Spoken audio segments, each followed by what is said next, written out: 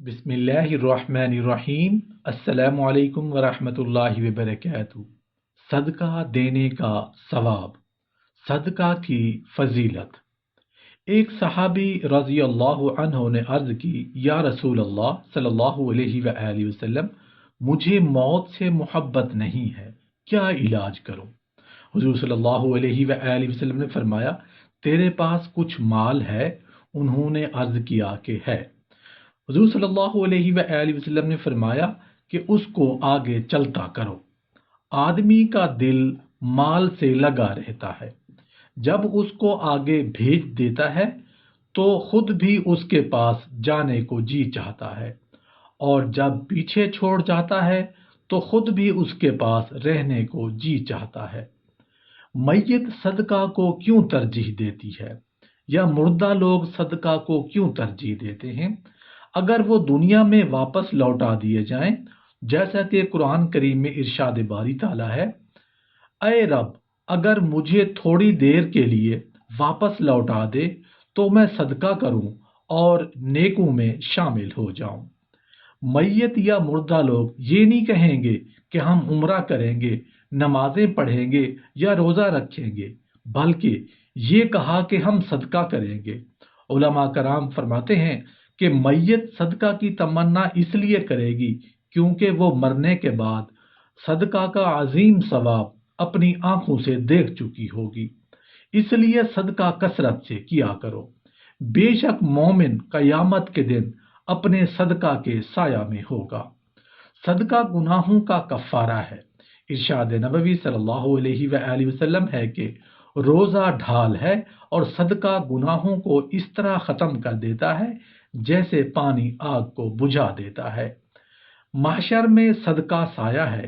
ارشاد نبوی صلی اللہ علیہ وآلہ وسلم ہے کہ قیامت کے دن ہر مومن لوگوں کا فیصلہ ہونے تک اپنے صدقہ کے سائے تلے ہوگا۔ صدقہ عذاب قبر سے نجات ہے۔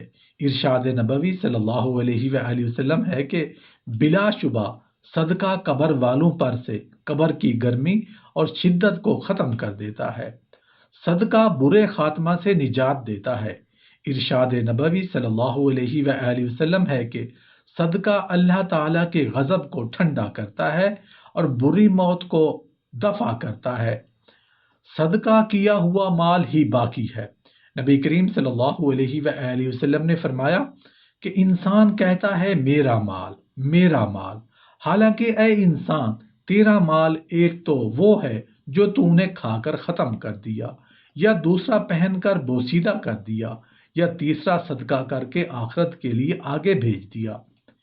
ایک عورت حضرت حسن بصری رحمۃ اللہ علیہ کی خدمت میں آئی اور کہنے لگی، میری بیٹی کا انتقال ہو گیا ہے، میری تمنا ہے کہ میں اس کو خواب میں دیکھوں۔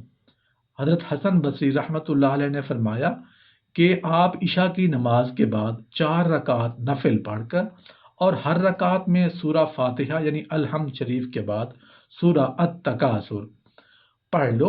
نفل مکمل ہونے پر لیٹ جاؤ اور سونے تک حضور نبی کریم صلی اللہ علیہ وآلہ وسلم پر درود شریف پڑھتی رہو۔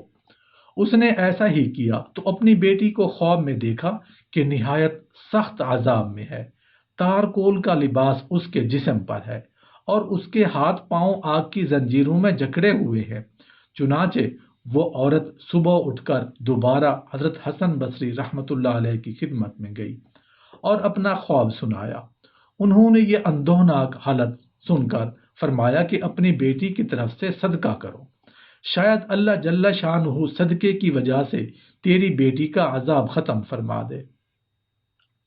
اگلی رات خود حضرت حسن بصری رحمۃ اللہ علیہ نے خواب میں دیکھا کہ جنت کے باغ میں ایک نہایت اونچے تخت پر ایک حسین و جمیل لڑکی بیٹھی ہے، جس کے سر پر نور کا تاج ہے، اور کہہ رہی ہے، اے حسن، میں وہی لڑکی ہوں جس کی ماں آپ کے پاس آئی تھی۔ فرمانے لگی، تیری ماں تو تیری حالت اس کے برعکس بتائی تھی۔ کہا، ہاں، میری حالت وہی تھی جو میری ماں نے آپ رحمت اللہ علیہ کے سامنے بیان کی تھی۔ ہم 70 مردے اسی عذاب میں مبتلا تھے۔ ایک صالح شخص کا ہمارے قبرستان کے قریب سے گزر ہوا، انہوں نے ایک مرتبہ درود شریف پڑھ کر اس کا ثواب ہمیں ہدیہ کر دیا۔ ان کا درود اللہ پاک کے ہاں اتنا مقبول ہوا کہ اس کی برکت سے ہم سب اس عذاب سے آزاد کر دیے گئے اور ہمیں جنت میں یہ رتبہ مل گیا۔ حضرت عائشہ صدیقہ رضی اللہ عنہ کی اس حدیث میں کہ جہاں صدقہ کا بیان ہے وہاں لڑکیوں کی پرورش کی فضیلت بھی مذکور ہے۔ لڑکی ضعیف جنس ہے اور اسے کما کر دینے کی امید بھی وابستہ نہیں ہوتی، اس لیے لڑکیاں بہت سے خاندانوں میں مظلوم اور مقہور ہو کر زندگی گزارتی ہیں۔ ان کے واجب حقوق بھی پامال کر دیے جاتے ہیں۔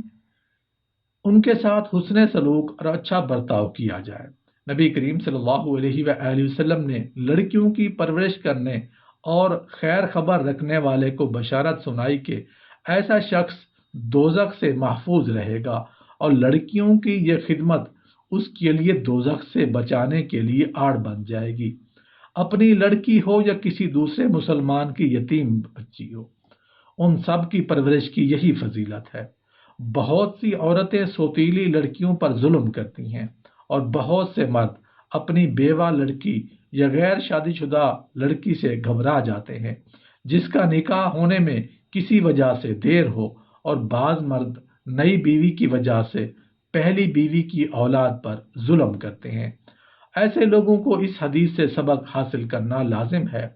حضرت سراقہ بن مالک رضی اللہ عنہ سے روایت ہے کہ رسول اکرم صلی اللہ علیہ وآلہ وسلم نے فرمایا کہ تمہیں افضل ترین صدقہ نہ بتا دوں؟ پھر خود ہی جواب دیا کہ افضل ترین صدقہ یہ ہے کہ تم اپنی لڑکی پر خرچ کرو جو طلاق کی وجہ سے یا بیوہ ہو کر تمہارے پاس یعنی شوہر کے گھر سے واپس آ گئی، تمہارے علاوہ اس کے لیے کمانے کرنے والا کوئی نہ ہو۔ نیز سرور عالم صلی اللہ علیہ وآلہ وسلم نے ارشاد فرمایا کہ جس نے 3 لڑکیوں یا 3 بہنوں کے اخراجات برداشت کیے اور ان کو ادب سکھایا اور رحم اور شفقت کا برتاؤ کیا یہاں تک کہ وہ اس کے خرچ سے بے نیاز ہو گئیں، تو اللہ تعالیٰ اس کے لیے جنت واجب فرما دیں گے۔ ایک شخص نے عرض کیا، یا رسول اللہ، اگر 2 لڑکیاں یا 2 بہنیں ہوں جن کی پرورش کی ہو تو اس بارے میں کیا حکم ہے؟ فرمایا اس کے لیے بھی یہی فضیلت ہے۔ راوی کہتے ہیں کہ اگر ایک لڑکی کے بارے میں سوال کیا جاتا تو آپ صلی اللہ علیہ وآلہ وسلم ایک کے لیے بھی یہی فضیلت بتاتے۔